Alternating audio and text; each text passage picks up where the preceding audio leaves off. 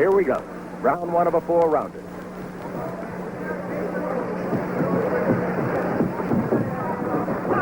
Bill Bender is in the corner of Lang McGowan. Terry Norris comes out of the West Womble camp down in Campo, California.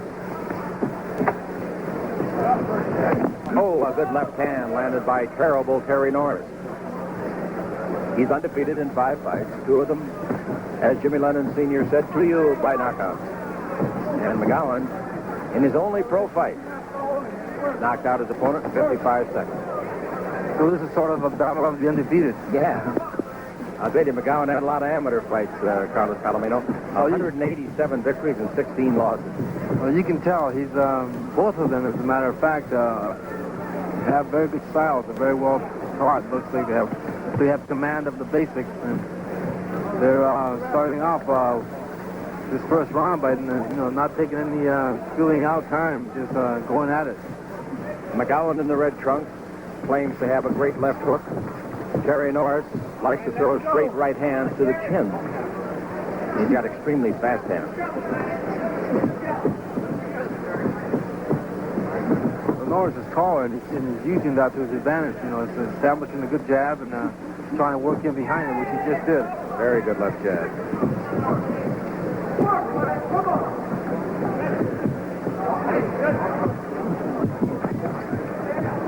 All right, let him go. Fighting right in the corner now, Terry Norris. Let him go. All right, let him go. So hold it. Let him go.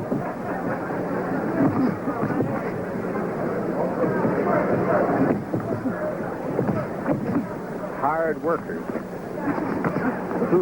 Solid left and then a right scored by Terry Norris in the infighting. And himself, Lang McGowan, got a couple holes.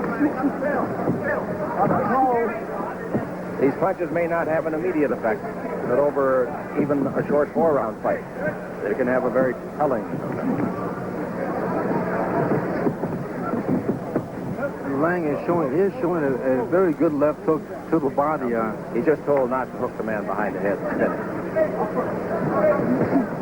John Thomas is in the ring as the third man, doing his usual outstanding work.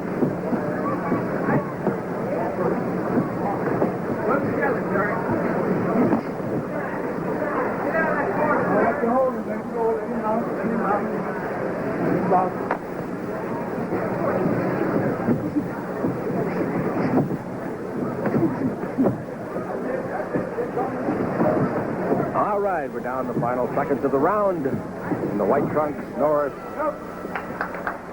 And McGowan, of course, is the opponent. 203 amateur fights, won 187.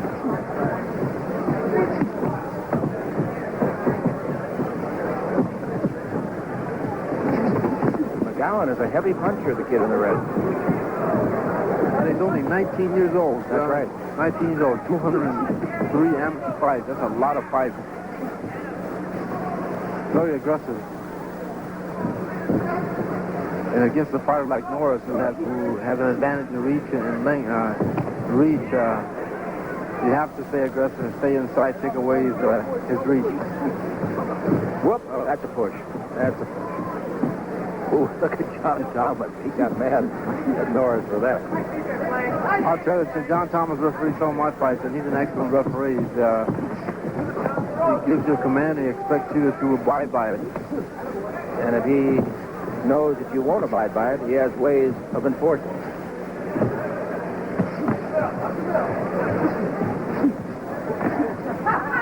Waging battle inside there. Not that much difference in reach, 70 to 69, and Lang McGowan in the red trunks is supposed to have the longer reach.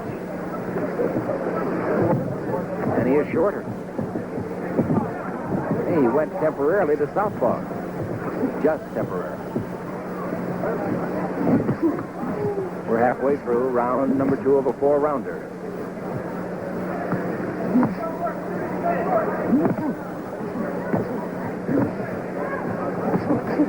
Just Lang doing some good body work inside and trying to come up the stairs with the uppercut. Ooh, there's a good right hand scored by Norris. Came off the ropes. He weighed 149 this noon, and McGowan 147. I'll play a devil's advocate for you, Okay. Carlos Palomino. A lot of people may wonder about this. After the weigh-in, let's say at 11 o'clock in the morning, you weigh in and you make the weight for a specified weight fight. You can then come into the ring at any weight you want, can't you? Sure, you can eat and drink all you want, yeah. And sometimes you may overdo it. Sure, that's Just be slow in the ring. Both these guys look at their fast and ready, so.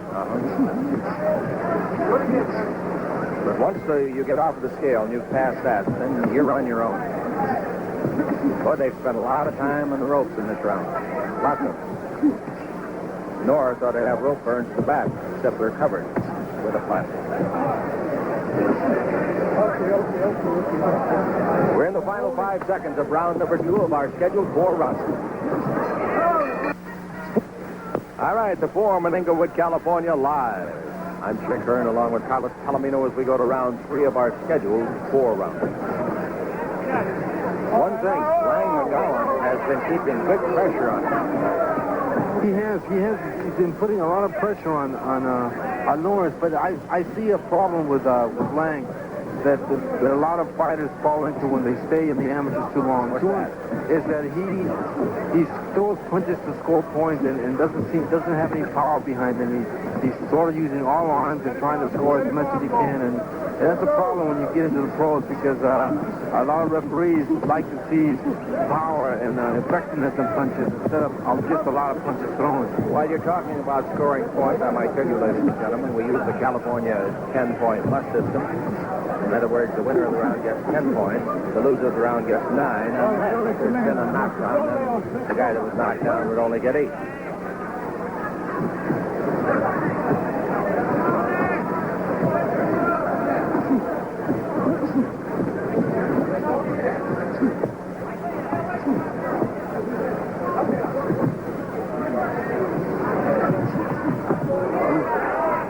The ropes, and I think maybe McGowan better get him back on the ropes. I think he got hurt with that straight left. He got hurt with that uppercut, too, with the right hand. Well, you notice the difference between Norris punching. He gets his weight behind it, he pivots, gets everything behind his punching. Great leverage, and he also now is doing a great job of counter-punching. He's letting McGowan, as you said, throw lots of punches. Now he's countering.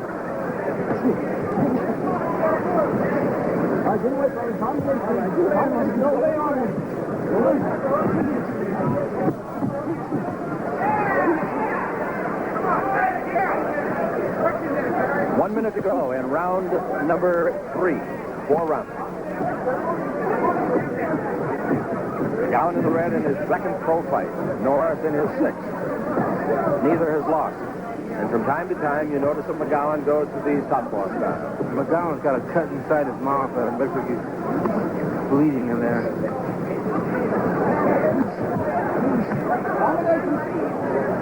Don't lay on him. Don't lay on him. Front.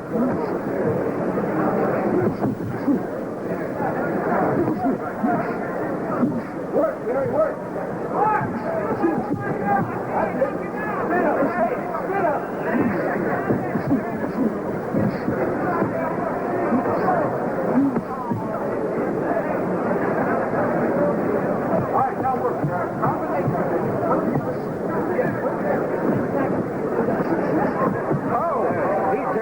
Right straight to the ceiling blade. What a left hand by Norris.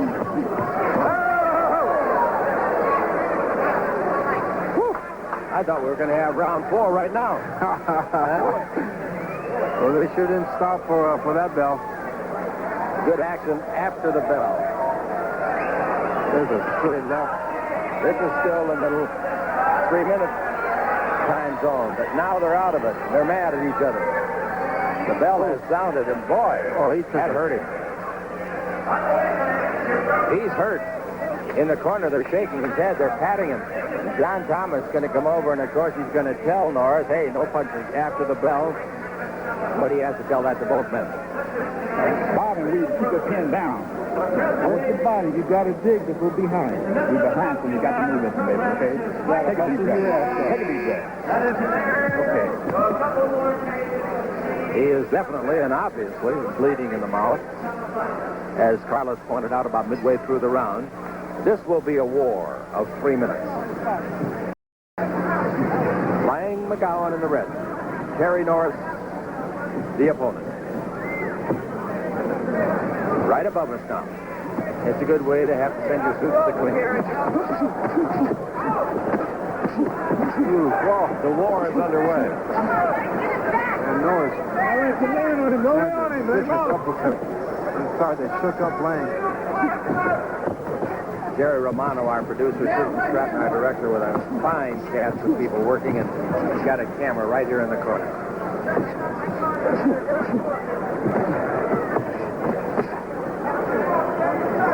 The camera shot's being taken from not over 3 feet.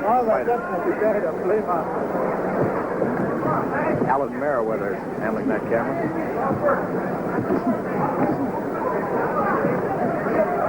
And we're a bit splattered with redstone.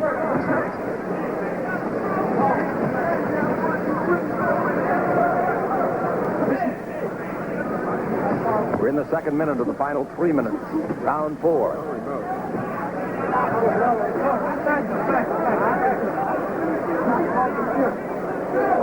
And Lang is doing the smart thing by staying in tight and close like that. Because he's getting hurt on the outside. And that's all he can really do. He can't seem to hurt Norris because, like I said, he's throwing all arm punches. I think Norris is making a mistake by allowing himself to push it to the rope. Because I think he could end this fight if he stayed outside and used those combinations which he did at the end of the last round. Got to get out in the middle of the ring there, because he's got great leverage, as you pointed out. Here he comes back to the ropes again, right in the corner, right above us.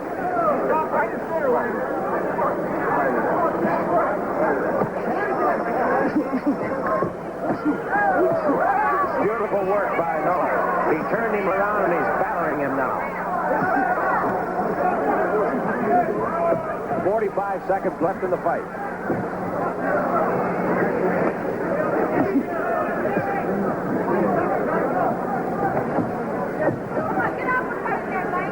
Perhaps it's erroneous thinking, but Norris makes me feel that he believes he can take any punch McGowan can throw. He sure does, because he goes into the corner and he's very nonchalant and nonchalantly picks punches off, and he just knows he can't be hurt, and he sits there and picks his shots, and then he comes off the ropes and does a lot of damage. The final seconds of the fight, etching into the record book. Terry Norris has dominated this fourth and final round.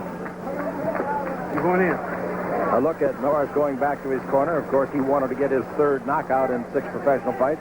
Right now, he should be very happy to settle for his 6th consecutive win. And, of course, Lang McGowan is hoping for his 2nd win without a loss in the pro ranks. Lang McGowan, in the red trunks, remember I told you, he's out of Davenport, Iowa. And he tells us that he suggested to Michael Nunn that he become a fighter. Michael Nunn, now undefeated and a marvelous fighter for Ten Goose Boxing Club. Well, it was good advice, because Michael Nunn has a tremendous talent in the middleweight division. Despite the fact he's beaten everybody they've thrown at him, he's got a lot of knockouts. People say he can't knock anybody out. He runs too much. But I don't know. They used to say Joe Louis wasn't beating anybody. The only thing I can answer that, he beat everybody they asked him to beat in his prime. All right, there's McGowan after you took a look at Norris. Either man, much the worse for wear, although McGowan did have a bit of a cut in the side of the mouth. All right, let's go up now to our great ring announcer, Jimmy Lennon Sr. Ladies and gentlemen, the 2 judges and the referee agree unanimously in favor of the winner, Terrible Terry, the undefeated Norris. That runs his record to 6-0, and it makes Lang McGowan now 1-1 as a professional.